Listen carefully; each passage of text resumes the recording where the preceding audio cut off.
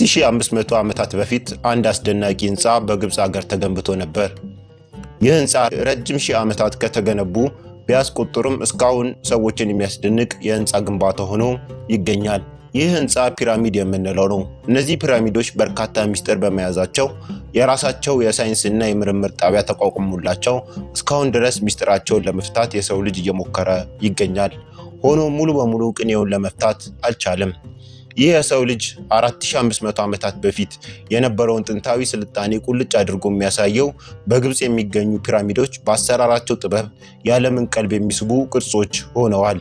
ከነዚህም የግብጽ ፒራሚዶች ደግሞ በግዝፈቱ ሆነ በቁመቱ ትልቅ የሆነው ታላቁ የጊዛ ፒራሚድ ወይም ፒራሚድ ኩፉ አንዱ ሲሆን ቁመቱ 147 ሜትር ሆኖ በመሰራት በዓለም ትልቁና ግዙፉ ፒራሚድ በመሆን እየመራ ይገኛል።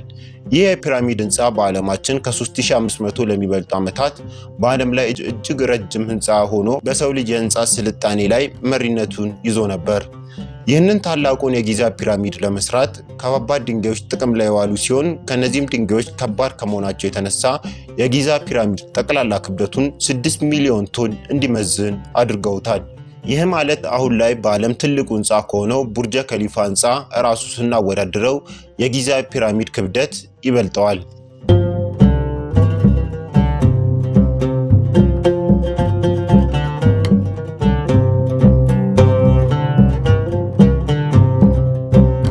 ሰዎች ይህንን ፒራሚድ በማያዩበት ጊዜ እንዴት የሰው ልጅ 4500 ዓመታት በፊት በዛን ዘመን ይህንን ትልቅ ግንባታ ጥበብ ሊያከናውን ቻለ በሚል ግራ ያጋባቸውን ጥያቄ ያነሳሉ። ከዚህም በላይ ደግሞ እንቆቅልሽ የሚሆነው 4500 ዓመታት በፊት በሙቀት፣ በአውሎ ንፋስ፣ በኃይለኛ ዝናብ፣ በበረዶ፣ በጎርፍ እየተፈተነ እስካሁን መሰረቱ የማይናወጥና ሊፈርስ ያልቻለ ህንጻ እንዴት ሳይፈርስ አሁንም ድረስ የቆመ ህንጻ ሰሩ፣ ለዛውም ያለ ዘመናዊ መሳሪያ በማለት አግራሞታቸውን ያነሳሉ። የፒራሚዶችን ሚስጥር በጥልቀት ስንረዳ ሌሎች እጅን በአፍ የሚያስጭኑ ሚስጥሮች ያሉት ሲሆን ማን ሰራው፣ እንዴት ተሰራ፣ እውነት ፒራሚድ የሰው መቃብር ቦታ ወይስ የጥንት ሰዎች የኤሌክትሪክ ኃይልን የፈጠሩበት ህንጻ? ዛሬ ዓለምን በግንባታ የሚያስደንቀውን የግብጽ ፒራሚዶችን የሆነውን በተለይ ደግሞ ግዙፉና በጥልቀት ከሁሉም የሚበልጠውን የጊዛ ፒራሚድን በጥልቀት እንመለከታለን።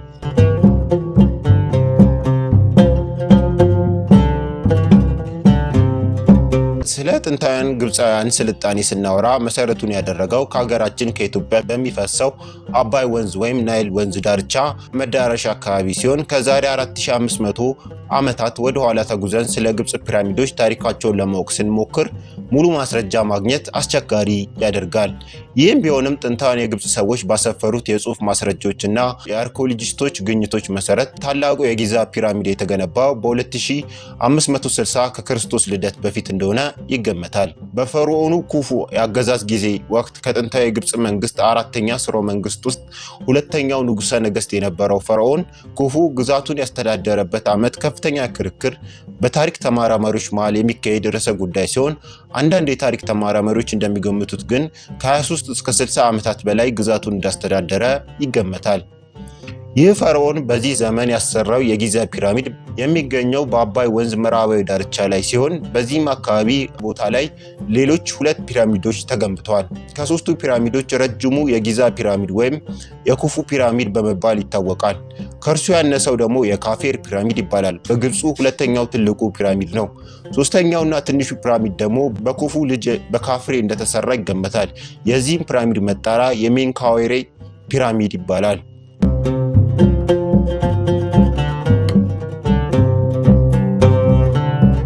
አጠቃላይ የጥንት የግብጽ ስልጣኔ ላይ ከተገነቡት ፒራሚዶች እስካሁን የተገኙት 118 ፒራሚዶች ሲሆኑ የተለያዩ ቅርጽና መጠን ኖራቸው ይገኛሉ።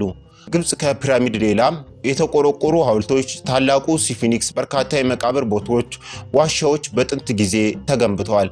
አንዳንዶቹም በረጅም ጊዜ ቆይታና በአየሩ መቀየር የበፊት ይዞታቸውን ለቀው አብዛኛው ግንባታዎች ተጎድተዋል። በጥሩ ሁኔታ ያሉ የሚገኙ በጣም ጥቂቶች ናቸው።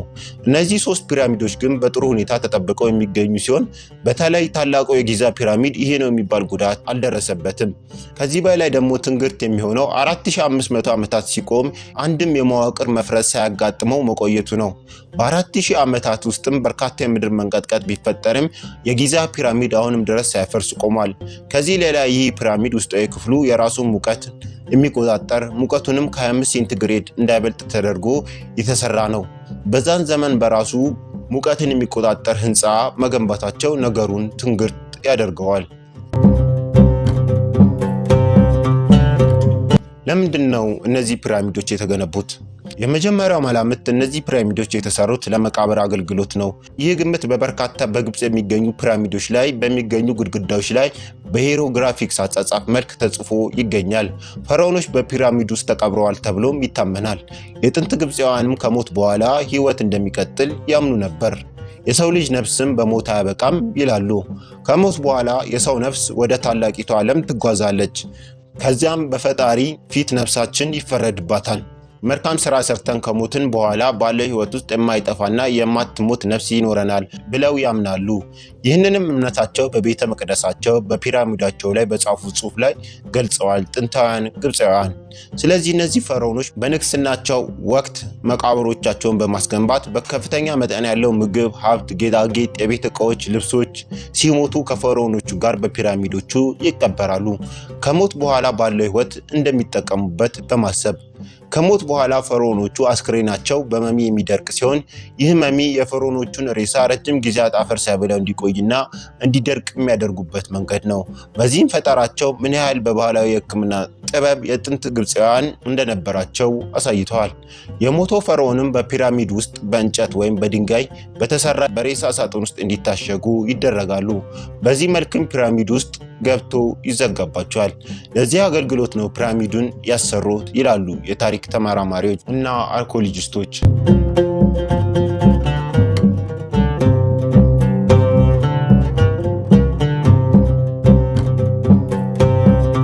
ነገር ግን በታላቁ የጊዛ ፒራሚድ እንደ ሌሎች የተገኙ ፒራሚዶች የመቃብር ቦታ ነው የሚለውን ሐሳብ የሚያጠናክር አንድም በተጨባጭ ማስረጃ አልተገኘም። ስለዚህ ተመራማሪዎች ታላቁ የጊዛ ፒራሚድ ለምን አገልግሎት ነው ጥንታውያን ግብፃውያን የተጠቀሙበት ብለው የራሳቸውን መላምቶችን አስቀምጠዋል። አንደኛው የጥንት ግብፃውያን በቴክኖሎጂ እጅግ የተራቀቁ ስለነበሩ እንዲሁም የኤሌክትሪክ ኃይል በዛን ዘመን እንዴት እንደሚመረትና እንደሚጠቀም አውቀው ኤሌክትሪክ እንዲያመርትላቸው ሰርተውት ነው የሚል ሲሆን ለዚህ ሐሳብም እንደ ማስረጃ የሚያቀርቡት በጥንት የግብፅ ስልጣኔ ጊዜ የተገኙ ጥንታዊ ስዕሎች መካከል አንዳንዶችን ያሳያሉ። አንዳንድ ጥንታዊ የግብፅ ቤተ መቅደስ ግድግዳዎች ላይ አምፖል እንደሰሩ የሚያሳዩ ምስሎች ተገኝተዋል። በዚህ መንገድም አምፖልን የፈለሰፉት የጥንት ግብጾች ናቸው ይላሉ። ይሁን እንጂ ይህ ቴክኖሎጂ ከጊዜ በኋላ የሰው ልጅ ሳይቀበለው ሳያተላለፈው ቀርቶ የአምፖል ፈጠራውም ጠፋ የሚሉ ሲሆን ታላቁ የጊዛ ፒራሚድም የተገነባበት ውስጣዊና ውጫዊ ጥበቡን በመቃኘት ፊዚክሳውያን ኤሌክትሪክ ማምረት የሚችል ፒራሚድ ነው በሚል የተወሳሰበ ጥናት ግኝታቸውን አስቀምጠዋል። ሁለተኛው የጊዛን ፒራሚድን ደግሞ ከሃይማኖት አንጻር የሚተረጉሙት አሉ። ይህም መነሻቸው ከመጽሐፍ ቅዱስ ጋር በማያያዝ የሚመልሱ ሲኖሩ ይህም የታላቁ የጊዛ ፒራሚድ እህል ማከማቻ ነበር፣ የያዕቆብ ልጅ ዮሴፍ ነው ያሰራው ይላሉ። ለዚህም ሐሳብ ማስረጃ ሲሰጡ በመጽሐፍ ቅዱስ ላይ ያለውን የያዕቆብ ልጅ ከ7 የጥጋብ ዓመታት ላይ ከግብፅ ምድር የሰበሰበው እህል ያከማቸበት ነው ብለው ሐሳባቸውን ያጠናክራሉ። የአብርሃም የልጅ ልጅ ያዕቆብ በሚኖርበት ምድር በተከሰተው ረሃብ ያዕቆብ በግብፅ ምድር እህል እንዳለ ሰምቶ የገዛ ልጆቹን እህል ገዝተው እንዲሸምቱ መላኩና አብዛኛው ዓለም ህዝብ ለ7 ዓመታት ከግብፅ ምድር እህል መሸመታቸው፣ ታላቁ ፒራሚድ ጊዛም ለእህል ማከማቻነት ለ7 ዓመታት የዓለም የድርቅ ጊዜ ተግባር ላይ ውሎ ነበር ብለው ሐሳባቸውን ያጠናክራሉ። ሌላኛው ሶስተኛው ሐሳብ ደግሞ አርኪኦሎጂስቶች የሚናገሩት ነው። ይህ ጽንሰ ሐሳባቸውን በታላቁ ጊዛ ፒራሚድ ላይ ቁፋሮና ጥናት ከመጀመሩ በፊት አርሶ አደሮች ወደ ታላቁ ፒራሚድ ጊዛ በመግባት በፒራሚድ ውስጥ የተከማቸውን ሀብት ዘርፈውታል። ባይዘርፉት ኖሮ እንደ ሌሎች የመቃብር ሳጥን እናገኛለን በማለት ታላቁ የጊዛ ፒራሚድ ለፈርዖን መቀበሪያ እንደነበር ስለ ፒራሚዱ ጥቅም ያብራራሉ።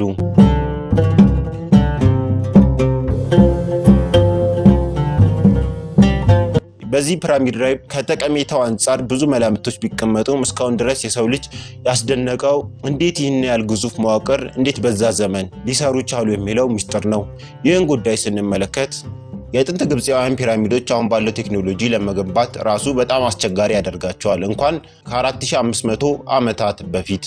ለዛ ነው በግንባታው ጥበብ የተነሳ ብዙ ተመራማሪዎች እስካሁን እያከራከረ ያለ ታላቅ ሚስጥር የያዘ ሲሆን የገነቡትም በጣም ግዙፍ ከሆኑ አለቶች በመጠቀም ነው። አለቶቹም ክብደታቸው ከ50 እስከ 80 ቶን የሚመዝኑ ሲሆን ይህም የክብደት ልኬት ምን ያህል ፒራሚዶቹ ግዙፍና ክብደት ያላቸው እንዲሆኑ ማሳያ ነው። በፒራሚድ ስራ ላይ የዋለው እያንዳንዱ ድንጋይ በጥንቃቄ በተመጣጣኝ መንገድ የተቀረጸ ሲሆን ለመቅረጽ የሚያስችል መስፈርቶች ለምሳሌ እንደ ሜትርና ዘመናዊ መለኪያ በሌለበት ዘመን በሚገባ በመጥራት መስራታቸው አጃይብ ያስብላል። በወቅቱ እነዚህ ግዙፍ ድንጋዮችን ለማንቀሳቀስ እንደ ጎማ አይነት ተሽከርካሪ ፈጠራ ሳይሰሩ የጥንት ግብፃውያን መገንባታቸው በግርምት ላይ ግርምትን ያጭራል። በወቅቱ የግንባታ ሂደት ግዙፉንና ታላቁን የጊዛ ፒራሚድ ለመገንባት 20 ዓመታትን እንደፈጀባቸው ይነገራል። በዚህ የፒራሚድ ግንባታ ላይ የተሳተፉ ሰዎች በተለያዩ ፊልሞችና አንዳንድ ጽሑፎች ላይ እንደምናነባው ባሪያ የሆኑና ከፍተኛ ጉልበት ብዝበዛ የተፈጸመባቸው ነው የገነቡት ተብሎ ቢነገርም ይህ ፈጽሞ ስህተት መሆኑ በፒራሚዶችና በጥንታዊ ስዕሎች የተገኙ ማስረጃዎች ይናገራሉ። በዚህ በተቃራኒ እነዚህ ፒራሚዶች የገነቡት ሰዎች ከፍተኛ ብቃት፣ ዕውቀትና ችሎታ ያላቸው ሰራተኞች እንደሆኑና እነዚህም ሰራተኞች እንኳን በግርፋትና በረሃብ ሊሰሩ ይልቁንም በተትረፈረፈ ምግብ የሚቀርብላቸውና በግንባታ ዕውቀታቸውን በህዝቡ የተከበሩ ነበሩ። በደንብ ተመግበው ነበር ስራውን የሚሰሩት። በወቅቱ ከነበረው ጥንታዊ ተራ የግብፅ ዜጋ ስናወዳደራቸው በጣም ጠንካራና በደንብ የሚመገቡ ናቸው። መኖሪያቸውም ፒራሚዱን በሚገነቡባቸው ወይም በግንባታ ቦታ አቅራቢያ በሚገኙ ከተሞች ውስጥ ነበር። እነዚህ የፒራሚድ ግንባታዎች በፈርዖኑ ትዕዛዝ የሚገነቡ ስለነበር በርካታ የጥንት ግብፃውያን ህዝቦች እንደ አንድ የህዝብ ፕሮጀክት አድርገው ነበር የሚያዩት። በዚህ ምክንያትም የተለያዩ ማህበረሰቦች የፒራሚዱን ሰራተኞች ይደግፏቸው ነበር። ለፈርዖንም በጣም ታማኞች ነበሩ። በግንባታው ላይ ከ20,000 እስከ 30,000 ያህል ሰራተኞች ተሳትፈዋል። በቀን ውስጥ 10 ሰዓት ብቻ በመስራት ይህንን ታላቁን የጊዛ ፒራሚድ በመገንባት 4500 ዓመታት በላይ የቆመ ፒራሚድ ለማቆም ችለዋል።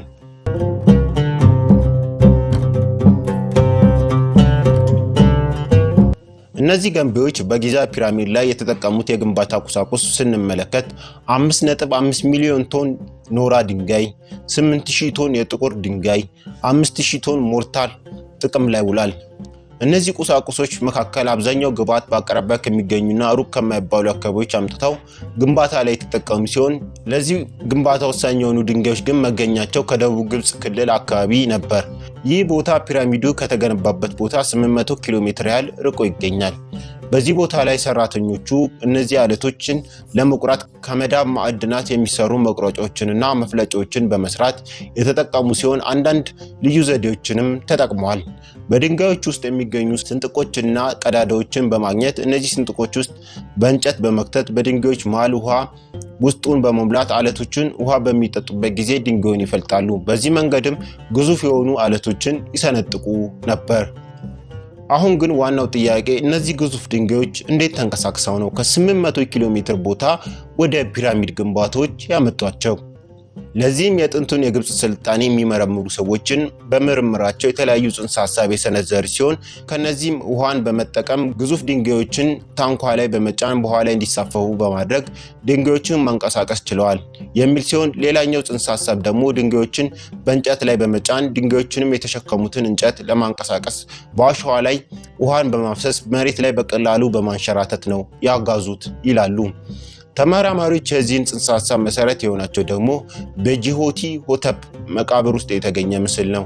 ይህ በ1900 ከክርስቶስ ልደት በፊት አካባቢ የተገነባ ቆየት ያለ መቃብር ሲሆን በዚህ መቃብር ላይ የተገኘው ምስል 170 ሰዎች ሐውልቱን በገመድ እየጎተቱ አንድ ሰው ደግሞ ሐውልቱ ስር ውሃ እየጨመረ በቀላሉ አሸዋ ላይ እንዲሸራተትና እንዲጓዝ ሲያደርጉ ይታያል። ይህ ምስል በመጀመሪያ ሲገኝ የአርኮሎጂስቶች ባለሙያዎች የግብፅ አምልኮ ስርዓት ክፍል አንዱ እንደሆነ ያምኑ ነበር። ምናልባት ውሃ የማፍሰስ ልማድ አንዱ የጥንት ግብፃውያን የአምልኮ ልማድ ሊሆን ስለሚችል በሚል ይህ በፊዚክሱ ሊቅ በዳንኤል ቦናን በሱ ስራ ላይ ባሉ ባለሙያዎች ሲፈተሽ ግን ይህ ምስል እንደዛ እንዳልሆነና ሐውልቱን ለማንቀሳቀስ የሚጠቀሙበት መንገድ እንደሆነ በጥናታቸው አረጋግጠዋል። ይህ ጥናት እንደሚለው በአሸዋ ውስጥ የተወሰነ መጠን ያለው ውሃ በመጨመር ሐውልቱን በሚጎትቱበት ጊዜ በቀላሉ እንዲጎተት በማሰብ ነው ብለዋል። ይህ በፊዚክሱ አሃዝ ቁጥር ስንመጣ አሸዋ ላይ ውሃ መጨመራቸው ከ2% እስከ 5% በእርጥብ አሸዋ ላይ ነገሮችን በቀላሉ መጎተት ቀላል እንደሚያደርግላቸውም ታውቋል።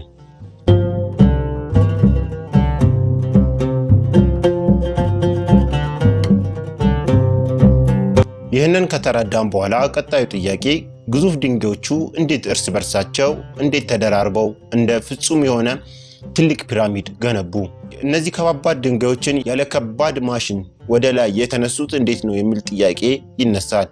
ይህንን ስንመለከት እንደ ፈረንጆቹ አቆጣጠር በ2015 አንድ የእንግሊዝና የፈረንሳይ ሀገር ያጣመረ አርኪኦሎጂስቶች ቡድን በጥናቱ 3 ማዕዘን ያለው እንደ ደረጃ አይነት ቀጥ ያለ አቀበት ሆኖ ከመሬት ወደ የሚሰሩበት ፒራሚድ የሚደርስ አንድ ወጥ 3 ማዕዘን ቅርጽን ያለው ደረጃ መሰል ተገንብቶ ነው።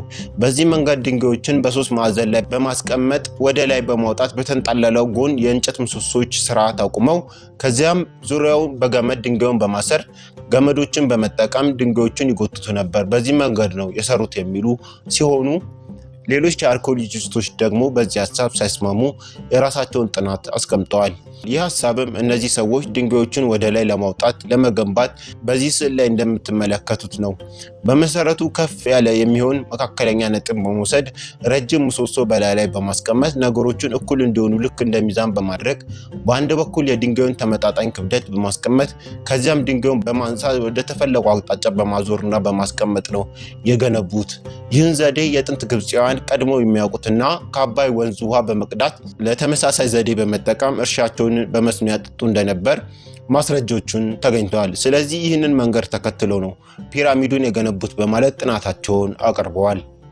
ይሁን እንጂ ሁለቱም ተገንብቷል የተባሉት ንድፈ ሐሳቦች ከሌሎች የግንባታ ጊዜ ንድፈ ሐሳብ ጋር የሚጋጩና እርስ በርስ የሚያጣጣሙ ሲሆን ፒራሚዱ በ20 ዓመት ጊዜ ውስጥ እንደተጠናቀቀ ከተነገረ 20,000 ሰዎች እያንዳንዳቸው አንድ ድንጋይ እንዲህ ባለ መንገድ ከቦታው አጓጉዘው ቢሰሩ አንድ ድንጋይ በየ3 ደቂቃው ትንሽ ፈቀቅ ሊያደርጉት ወይም ሊያንቀሳቀሱት የሚችሉት ይህ አንድ ድንጋይ ከ800 ኪሎ ሜትር አምጥቶ ለመገንባት ረጅም ጊዜ ፈጃል፣ ከ20 ዓመት በላይ።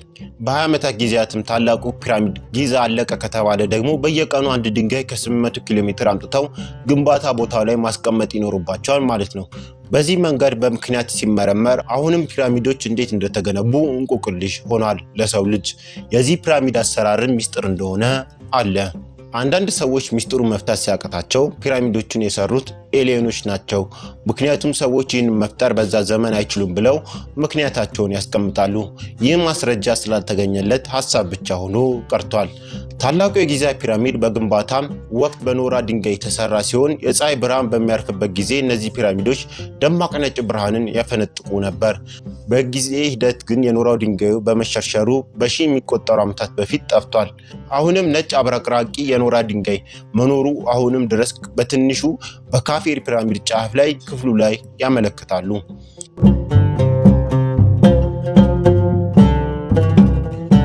ጥንታዊ ግብፃውያን ስልጣኔና ፒራሚድ ገንቢዎቹ እነማን ናቸው? ይህ ጉዳይ በጣም አጨቃጫቂ የሆነ ሲሆን አንዳንዶች የአሁኖቹ በግብፅ የሚኖሩ ህዝቦች አይደሉም የሰሩት የሚሉ ሲገኙ፣ ሌሎች ደግሞ በኩሽ ነገድ ነው የሰራው የኩሽ ስልጣኔ የሚሉ አሉ። ሌሎች ደግሞ ጥንታዊ ፒራሚድ የተሰራው በሴም ነገድ ወገኖች ነው በማለት የግብፅን ጥንታዊ ስልጣኔ ወደ ራስ የማድረግ አዝማሚያም ይታያል። አንዳንዶችም የአረብ ስልጣኔ ሳይሆን የጥቁሮች ስልጣኔ የሚሉም አሉ። በዚህ ላይ አንዱን የሚቃወሙ ጽሑፎች በርካቶች ተጽፈዋል። አንዳንድ መጽሐፍትም የግብፅ የጥንት ስልጣኔ የጥንት ኢትዮጵያን ስልጣኔ ብለውም የጻፉ አሉ። ይህም የገንቢዎቹ ማንነት እስካሁን ድረስ አከራካሪ እንዲሆን አድርጎታል። ብቻ የግብፅ ስልጣኔ ማንም ይስራው በሰው ልጅ መገንባቱ አንዱ የሰው ልጅ የታሪክና የስልጣኔ ሂደት ማሳያ ነው። የሰው ልጅ መኩሪያም ሀብት ነው። ከፒራሚድ ሌላ በግብፅ የተሰሩ በርካታ ቅርጾች የሚገኙ ሲሆን ዛሬ በተለየ መልኩ በታላቁ የጊዛ ፒራሚድ ላይ አትኩረን የሰራነው ቪዲዮ ይህንን ይመስላል። አብረውን ስለነበሩ እናመሰግናለን።